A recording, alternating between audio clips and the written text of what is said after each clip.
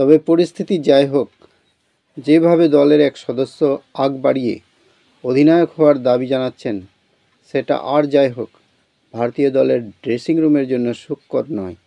এতে একটা জিনিস স্পষ্ট হয়, অধিনায়ক রোহিতের উপর আস্থা হারিয়েছে ড্রেসিং রুম। আসসালামু আলাইকুম, ওয়েলকাম মাই চ্যানেল। রোহিতের নেতৃত্বে টালমাটাল পরিস্থিতির টিম ইন্ডিয়ার অধিনায়ক হতে চাইছেন অন্য সিনিয়র তারকা। অস্ট্রেলিয়ায় ভারতীয় ড্রেসিং রুমে সব কিছু ঠিকঠাক চলছে তো? প্রশ্নটা আরও জোরালো হচ্ছে মেলবোর্ন টেস্টের পর।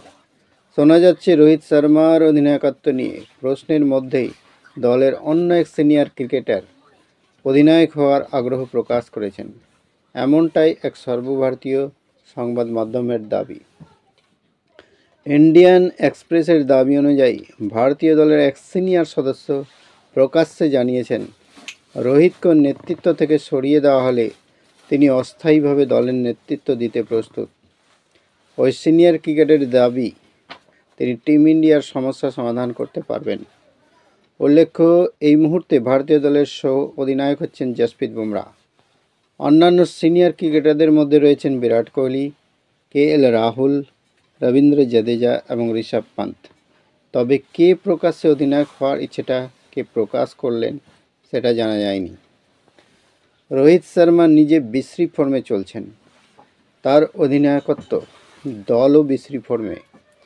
অধিনায়ক রোহিতের অধীনে শেষ 6টি টেস্টে জয়ের মুখ দেখেনি ভারত। চলতি বছর ব্যাট হাতেও টেস্টে জঘন্য ফর্মে রয়েছেন হিটম্যান। এই পরিস্থিতিতে তার অধিনায়কত্ব নিয়ে প্রশ্ন ওঠাই স্বাভাবিক।